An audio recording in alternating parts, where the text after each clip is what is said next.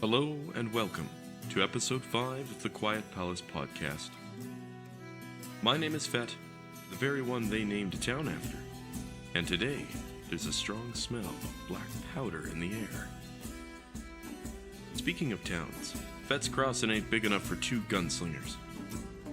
Okay, I guess it's a fairly big town. And you know what? We need the firepower.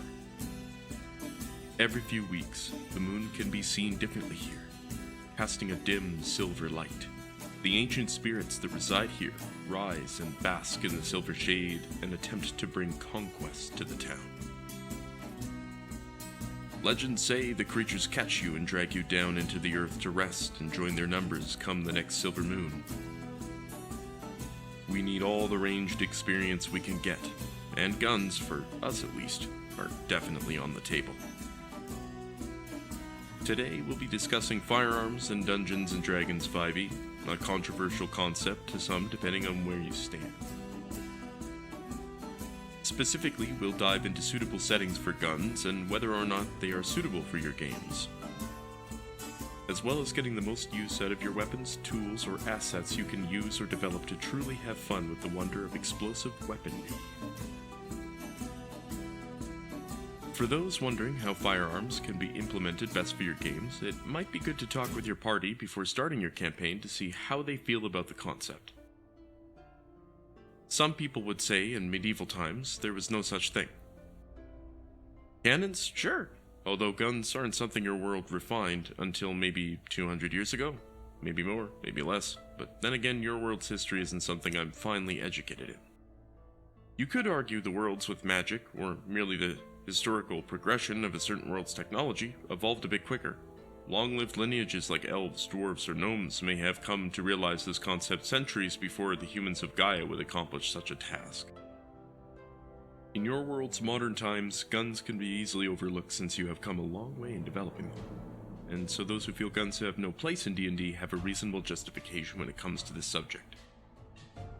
For all those involved in this discussion though, bear in mind that we're all just trying to have fun. If guns subtract from your immersion, that's okay. If you feel like that lack of options is disheartening, a lot of people understand and feel the same way. Personally, I'm fine with either. I'll take the opportunity to make a dual pistol fighter or something, but otherwise a good crossbow or 2 will suffice. If that is a reasonable compromise, considering the crossbow expert feat in all its glory, I do not see an issue with it.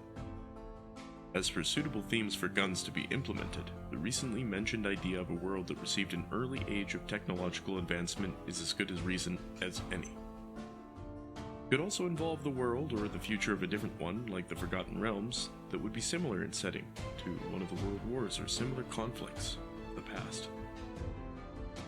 Renaissance-era settings would also do nicely for the involvement of our favored boomsticks.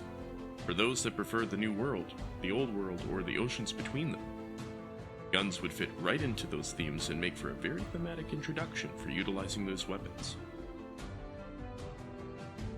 What does a gunslinger look like in Dungeons & Dragons? How does one reload? Do you need black powder and one of those stick things? Can I only fire the bloody thing every 10 minutes? Apparently it's not a 10-minute wait. Like the crossbow, guns have the loading quality. All that means is that the weapon can only be used for 1 attack per action. Specifically, if you have a feature to make a bonus action attack or reaction attack, you can attack within those actions as well. Basically, it limits all classes, including fighters or other extra attackers, to 1 attack with it per attack action. Before there was the gunner feat to consider, I would have recommended a war priest for a bonus action attack option despite its limitations. However, combining the gunner feat with extra attack as it stands proves to be an explosive improvement. This feat allows you to ignore the loading quality of pistols, which means they can be fully utilized by your extra attack feature, should you have it. Though for those that want to mix gunslinging with spellcasting, the War Priest is a very metal option that still stands to the test of time. The Sharpshooter feat, aforementioned Gunner feat, and the Piercer feat are some good choices for refining firearm performance altogether. Keep those in mind. If you are wielding 2 pistols for the bonus action attack, Dual Wielder can help with making your shots count and the trigger finger swift. Now let's talk about what this looks like in the game. If we are using Renaissance guns as our primary example, we have the pistol or the musket to choose from. If pistols are our focus, we can take the dual-wielder feat to fight +2 if we desire, which allows us a bonus action attack with them as well. With Gunner, we have a fully kitted dual-wielding gunslinger. If we're picking a class that grants the option for it, we can choose 2-weapon fighting style to add your dex modifier to the damage of your second attack, since normally that bonus action attack would lack some otherwise bigger numbers. It's not the end of the world, but every bit of damage you can dish out can be important. That being said, our dual pistol build is pretty reasonable all around, and undeniably powerful. With the musket in mind, we're using a 2-handed weapon.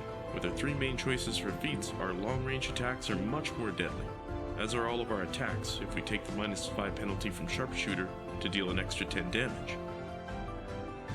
We can make plenty of attacks with the extra attack feature and our feats.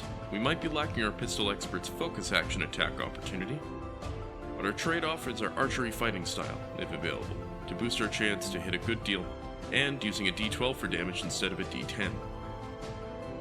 Another cool concept would be a gunslinging spellcaster. A sorcerer or warlock multiclass would be excellent for this. Level 5 into Hexblade Warlock with the Pact of the Blade boon. Should you take the Thirsting Blade, Eldritch Smite, and improved pact weapon invocations alongside the Gunner feat, you'll be fairly set in regards to your capabilities.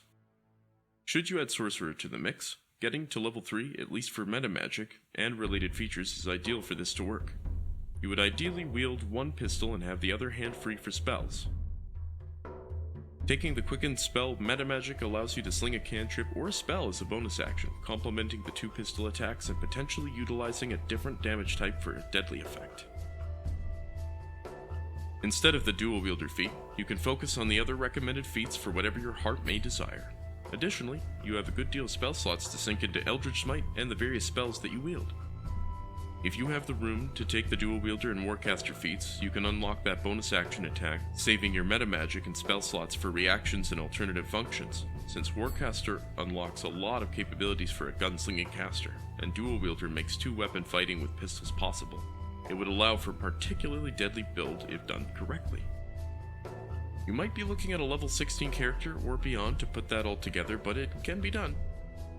Going straight Hexblade Warlock with your firearms in mind can do just as nicely as well, considering how many spells you will be casting and how often you'll likely pick your guns over your spells on your turn.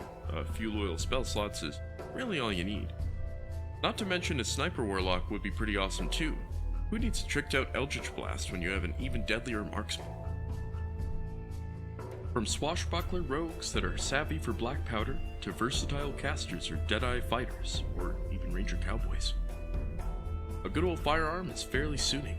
If pistols and parries are more your style, there's a decent amount that can be explored.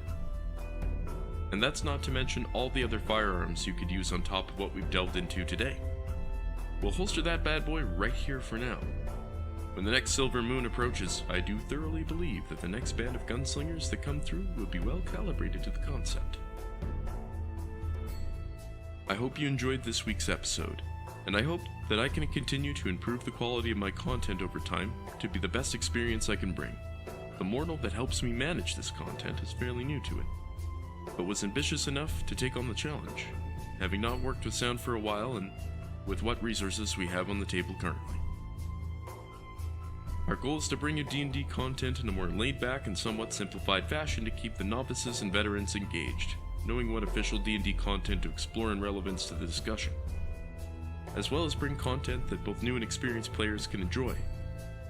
Maybe not for both in the same episode at once, though I do try with what subjects I can involve the two, though I believe they are not too terribly different, having desires to explore certain concepts or even pursue a different perspective within the content we've already discovered for ourselves, no matter how much of said content is under your belt. Let me know if you have any thoughts on this episode, or even what you think of this podcast series as it stands. Feedback is slightly encouraged and greatly appreciated. Thank you, everyone, for tuning in to episode 5 of the Quiet Palace podcast. Until the next, I hope your existence is a warm and bright one. For those who find otherwise, I hope the best future for you is what is coming. We have our battles in and out of D&D.